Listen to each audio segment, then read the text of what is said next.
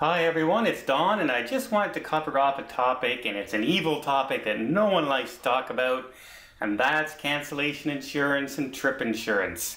And I'm going to relay a story to you that happened very recently to some clients, and I'm going to show you what happened and what could have happened, and maybe it will change your mind on whether or not you should get insurance. Yeah, so pay attention because it could save you thousands of dollars right after this.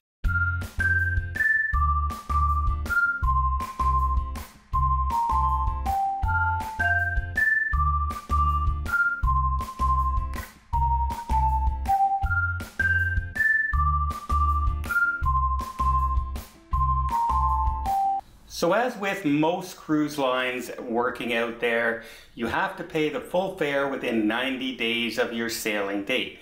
That is standard. Now a lot of people think that if they cancel 45 days before their cruise, they're still only going to lose their deposit that they put down, and that's not the case. Every cruise line sets out a set of dates and a percentage of the total paid cruise that you're going to lose. And not only that, it can also include if you paid for your beverage packages, if you paid for a pre-night or a post-night hotel through the cruise line, if you're flying through the cruise line and they've helped you book the air, all that can be lumped in as part of the cruise, and all those penalties will take effect.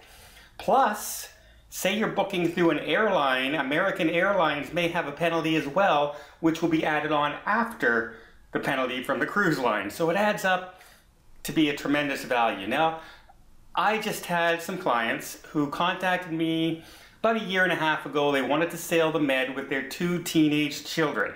So we booked this great cruise for them.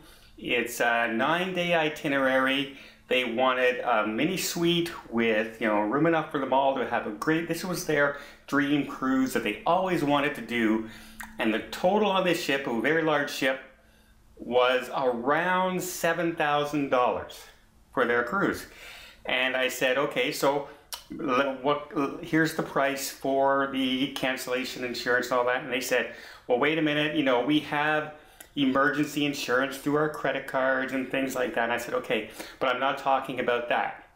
I said, I'm talking about canceling your insurance for any reason, canceling your trip in case something comes up. Because they were booking almost 2 years in advance. So you never know you could lose your job, you could lose your house, people can die. You don't know what's going to happen in 2 years, everybody. Take it from me, I know. If some things are going to happen before a cruise, it's going to happen to me. So I always tell them, and I convinced them to take out a $600 insurance policy that covered everything. And they were very skeptical about it, and I said, $600 over 2 years is not a lot of money. So for peace of mind, it was worth it. And they did take my advice. And lo and behold, after the cruise is paid for and everything, around 50 days before their cruise, one of their children came down and with a very, very serious illness. And there's no way they could go on that cruise. So we got them pretty much the entire amount of the $7,000 back for their cruise, plus the airfare that was on top of that, plus things that they had put down for shore excursions.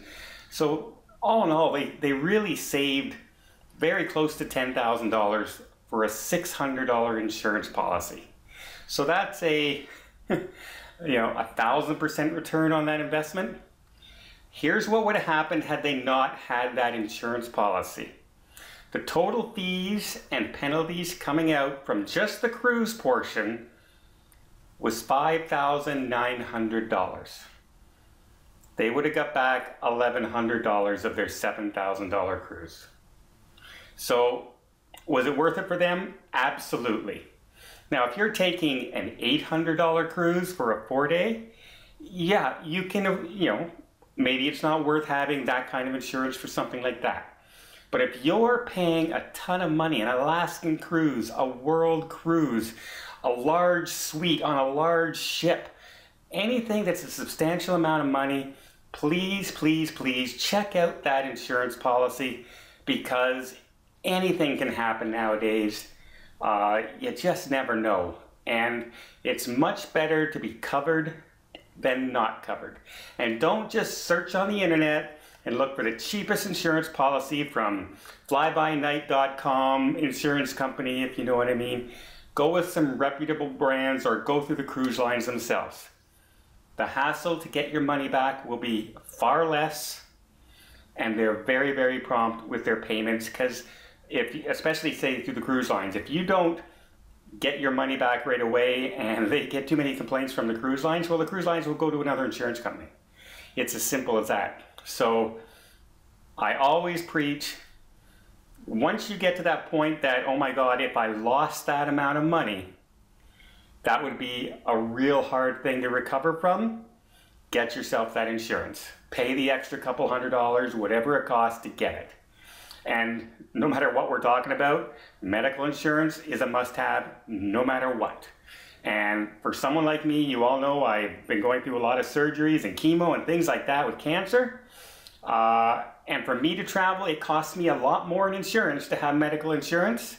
And I still have medical insurance every time I trip, no matter how much it costs whenever I'm outside of Canada. So, and speaking of that, I just booked yesterday a Mexican trip at a 5-star all-inclusive resort in Cancun for May.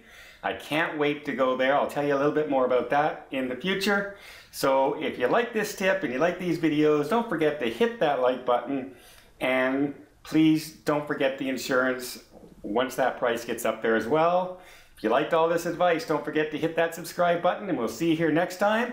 Until then, have yourself a safe and a great vacation.